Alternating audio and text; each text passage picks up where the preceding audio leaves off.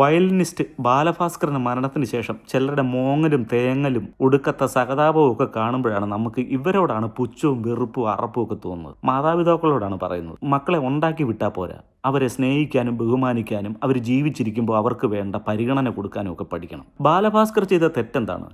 അദ്ദേഹം കോളേജിൽ പഠിക്കുന്ന കാലത്ത് ഒരു പെൺകുട്ടിയെ സ്നേഹിച്ചു, ഇഷ്ടപ്പെട്ടു, സ്വന്തം ഇഷ്ടപ്രകാരം കല്യാണം കഴിച്ചു. അമ്മയ്ക്ക് അതിനോട് താല്പര്യമില്ല, വീട്ടുകാർക്ക് അതിനോട് താല്പര്യമില്ല. കേരളത്തിലെ ഒരു ട്രഡീഷണൽ സംവിധാനം എന്താണ്? അപ്പനും അമ്മയും പഠിപ്പിച്ച് വളർത്തിക്കൊണ്ട് വന്ന് ഡിഗ്രി മേടിച്ചു തന്നു, അതിൻ്റെ കണക്കുകളും കാര്യങ്ങളും ഒക്കെ അവതരിപ്പിക്കും മക്കളോട്. ഞങ്ങൾ പറയുന്നത് കേൾക്കണം. ഈ കണക്കുകൾ മുഴുവൻ കേട്ട് അവസാനം പാർട്ട്ണറെ ആണെങ്കിൽ പോലും ഞങ്ങൾ പിടിച്ചു തരുന്നത് നിങ്ങൾ അങ്ങ് ഉൾക്കൊണ്ടോണം. ഇതിനൊക്കെ ചെറിയ കച്ചവടങ്ങളും കാര്യങ്ങളോ ഇതിനൊന്നും നിന്ന് കൊടുക്കാതെ സ്വന്തം ഇഷ്ടപ്രകാരം ബാലഭാസ്കർ കല്യാണം കഴിച്ചു. ആ മരുമകളെ ലക്ഷ്മി എന്ന് പറയുന്ന ബാലഭാസ്കറിൻ്റെ ഭാര്യയെ ഒരിക്കൽ പോലും ഈ ബാലഭാസ്കറിൻ്റെ അമ്മ അംഗീകരിച്ചിട്ടില്ല. അത് നമ്മൾ സമ്മതിക്കണം. അച്ഛൻ വല്ലപ്പോഴും ഒക്കെ സഹകരിക്കുമായിരുന്നു ബാലഭാസ്കറുമായി. ബാലഭാസ്കർ മാത്രം വീട്ടിൽ പോകുമായിരുന്നു.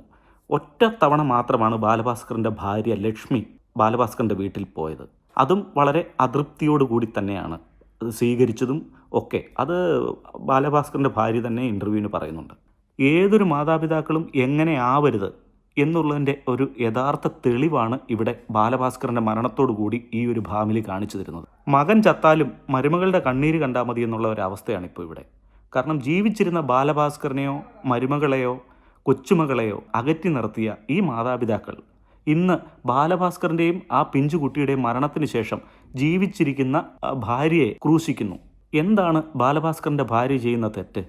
അവരിപ്പോഴും ജീവിച്ചിരിക്കുന്നു. ആ ആക്സിഡൻറ്റിൽ അവർ മരണപ്പെട്ടില്ല. അതാണ് ഇവർക്ക് സഹിക്കാൻ വയ്യാത്തത്.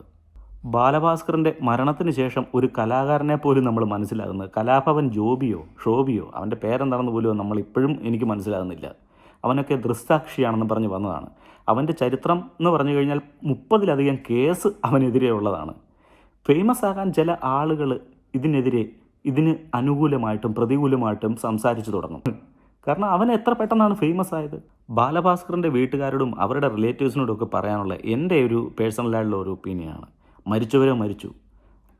സുഹൃത്തുക്കളെ പോലും തിരഞ്ഞെടുക്കുന്നതിൽ അപാകത പറ്റിയെന്നുള്ളത് നിങ്ങൾ സമ്മതിക്കണം.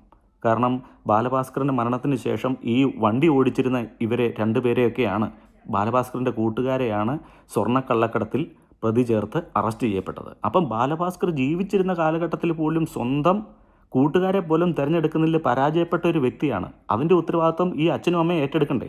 ഏതായാലും ബാലഭാസ്കർ മരിച്ചു, ഇനിയിപ്പോൾ മരുമകൾ അങ്ങ് സുഖിക്കണ്ട എന്നുള്ളൊരു കാഴ്ചപ്പാടാണ്. അവരെന്ത് പിഴച്ചു? സ്വന്തം കുട്ടിയെ, ഭർത്താവിനെ നഷ്ടപ്പെട്ട ഒരു സ്ത്രീയാണ്. അവർ മരിച്ചില്ല എന്നുള്ള ഒറ്റ കാരണത്താൽ ഇവർക്ക് ഇത്ര വിരോധം വെച്ച് കേരളത്തിൽ എടുത്തു പറയേണ്ട 1-2 ആൾക്കാരുണ്ട്. കുറേ അന്വേഷണോളികൾ. ഇവർ റിട്ടയർമെൻറ്റോളികളാണ്, പക്ഷേ ഇപ്പോൾ അന്വേഷണോളികളായി മാറിയിരിക്കുകയാണ്. ജഡ്ജി ആയി വിരമിച്ച കമാൽ ബാഷ നല്ലൊരു അന്വേഷണോളിയാണ്. യൂട്യൂബിലൂടെയാണ് അന്വേഷണങ്ങൾ കംപ്ലീറ്റ്. ഇവർക്ക് വായിൽ തോന്നുന്ന സംശയങ്ങൾ ഒക്കെ എന്തും വിളിച്ചു പറയാം. ഇപ്പോൾ നിലവിലുള്ള സർവീസിലിരിക്കുന്ന അന്വേഷണ ഉദ്യോഗസ്ഥന്മാർ ഒക്കെ മോശക്കാരാണ്. ഇവർക്കൊന്നും അന്വേഷിക്കാൻ അറിയില്ല. പിന്നെ പോലീസ് സൂപ്രണ്ടായിട്ട് വിരമിച്ച ജോർജ് ജോസഫ്, പുള്ളിയും ചാനൽ ചർച്ചയിൽ വന്നിരുന്ന ഭയങ്കര അന്വേഷണമാണ്. ഇവന്മാരൊക്കെയാണ് ഇപ്പോൾ അന്വേഷണോളികൾ കേരളത്തിൽ. സംശയങ്ങളുള്ളത് ഒക്കെ ഇവരോട് ചോദിച്ച് പുതിയ ഉദ്യോഗസ്ഥർ മനസ്സിലാക്കിയെങ്കിൽ നന്ന്.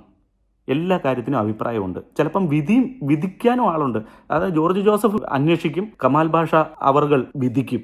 കാരണം എല്ലാത്തിനും ആൾക്കാരുണ്ട്. എന്നാൽ ഈ ഓളികളൊക്കെ സർവീസിലിരുന്നപ്പം അന്വേഷണത്തിൽ വല്ല പേരെടുത്തിട്ടുണ്ടോ? വല്ല നല്ല വിധിയും വിധിച്ച് പേരെടുത്തിട്ടുണ്ടോ? ഒന്നുമില്ല. വെറും 7ാം കൂലികൾ. ഇപ്പോൾ യൂട്യൂബ് തുടങ്ങി അതിനകത്തൂടെ ഫേമസ് ആയ ചില ഓളികളെക്കുറിച്ചാണ് ഈ പറഞ്ഞു വന്നത്. അത് ഈ കേസിന് തന്നെയല്ല, ബാലഭാസ്കറിൻ്റെ കേസിൽ തന്നെയല്ല, എല്ലാ കേസിലും ഇവർക്ക് യൂട്യൂബിലൂടെ ഒരു അന്വേഷണമുണ്ട്. ബാലഭാസ്കറിൻ്റെ കല്യാണത്തിന് ശേഷം ബാലഭാസ്കറിൻ്റെ അമ്മ ബാലഭാസ്കറിൻ്റെ ഭാര്യയോ പേരക്കുട്ടിയോ ഒന്നും വീട്ടിൽ അടുപ്പിച്ചിട്ടില്ല, സഹകരിച്ചിട്ടില്ല. ഒരു പ്രാവശ്യമോ മറ്റോ ആണ് ബാലഭാസ്കറിൻ്റെ ഭാര്യ ബാലഭാസ്കറിൻ്റെ വീട്ടിൽ പോയതെന്നാണ് അവർ തന്നെ സാക്ഷ്യപ്പെടുത്തുന്നത്.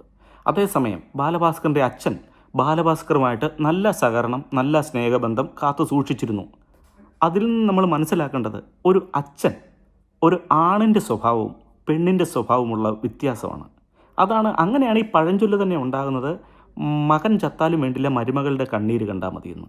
ഒരു 90% ആണുങ്ങൾക്കും മകനെക്കുറിച്ച് വിശ്വാസമുണ്ട്. മകൻ എങ്ങനെ പോയാലും അവനെ ആയിട്ട് സഹകരിക്കണമെന്ന് താല്പര്യം ഉണ്ടെങ്കിൽ പോലും ഈ ഭാര്യമാർ, സ്ത്രീകൾ, അവരുടെ ചിന്താഗതി, ഇടുങ്ങിയ ചിന്താഗതിക്ക് വിധേയമാകേണ്ടി വരുന്ന ചില ആണുങ്ങളുടെ ഒരു മാനസികാവസ്ഥയാണ് ഇവിടെ വരുന്നത്.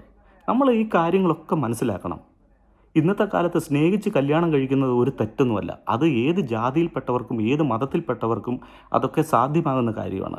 അതൊക്കെ അംഗീകരിച്ച് മുമ്പോട്ട് പോകാൻ പറ്റണം. ബാലഭാസ്കറിനെ പോലെയുള്ള ഒരു കലാകാരനെ പോലും സ്വന്തം വീട്ടിൽ അകറ്റി നിർത്തിയിട്ടുണ്ടെങ്കിൽ അവർ എത്രത്തോളം ദ്രോഹമായിരിക്കും ആ മരുമകളോടും പേരക്കുട്ടിയോടും ഒക്കെ ചെയ്തത്, ബാലഭാസ്കറിനോട് ചെയ്തിരിക്കുന്നത്.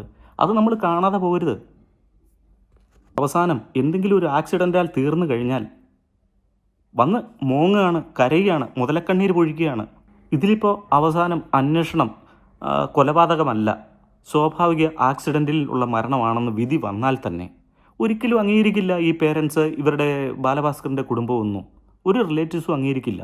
അത് ലക്ഷ്മിയാൽ കൊല്ലപ്പെട്ടു എന്ന് ഇവർക്ക് ബോധ്യമാകണം. ആ കാലം വരെ ഇവരൊരിക്കലും അംഗീകരിക്കില്ല. അമ്മ എന്നുള്ള ആ പേര് യാഥാർത്ഥ്യമാകേണ്ടത്, സ്നേഹിക്കപ്പെടേണ്ടത്, ബഹുമാനിക്കപ്പെടേണ്ടത് ആ രണ്ട് വാക്കിലൂടെയല്ല, പ്രവൃത്തികളിലൂടെയാണ്. ഓരോ അമ്മമാരും അത് തെളിയിക്കേണ്ടത് സ്വന്തം മക്കളോടും ഭർത്താവിനോടും പേരക്കുട്ടികളോടും ഒക്കെ. ആ കുടുംബത്തിൽ ഗൃഹനാഥ എന്ന് പറഞ്ഞാൽ അതിൻ്റെ നെടും തൂണാണ്. അവർ ആ ജീവിതത്തിലൂടെയാണ് അത് കാണിച്ചു കൊടുക്കേണ്ടത്. അല്ലാതെ മുതലക്കണ്ണീര് പൊഴിച്ചോ അമ്മ എന്നുള്ള ആ രണ്ട് വാക്കിൽ തൂങ്ങിയോ അല്ല. ബാലഭാസ്കറിൻ്റെ വയലിൻ്റെ നാദത്തെ ഒരുപാട് പേർ ആരാധിച്ചിരുന്നു, സ്നേഹിച്ചിരുന്നു, ബഹുമാനിച്ചിരുന്നു. ഒരുപാട് ആരാധകരെയും സൃഷ്ടിച്ചിരുന്നു. പക്ഷേ വയലിൻ്റെ നാദം ഇത്രമാത്രം ഭീതിജനകമാണെന്ന് കാട്ടിത്തന്ന ഒരു കുടുംബവും രക്ഷിതാക്കളും ഇവിടെ ജീവിച്ചിരിക്കുന്നു. അത് മറ്റാരുമല്ല, ബാലഭാസ്കറിൻ്റെ അമ്മയും അച്ഛനും.